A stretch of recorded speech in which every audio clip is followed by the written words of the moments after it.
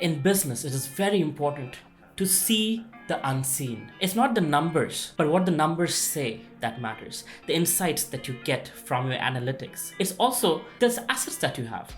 There is tangible assets like your phone, laptop, table, chair, etc. And then there's the intangible assets that are worth far more than your tangible assets. For example, your intellectual property, your personal brand, your reputation, your ability to recruit the right people, your people skills, etc., etc. So one of the things is in the perception that is out there of your startup, and that is made up of the people that are in your startup and their history behind it. Also the board of advisors. So who are the people who are trusting you that you can do it? So it's very important that you build these intangible assets and build the unseen reputation. That is what makes you a startup that people trust and want to invest in, or it makes you a startup that people are scared to come even close towards. And you are not able to recruit the right team, you're not able to get the right investors, you're not able to get the right advisors, and obviously customers won't come if you don't have any of those things. So the unseen things in a startup are more important than the things that they talk about in the books, the business books and the MBA classes. So if you want to be an entrepreneur, figure out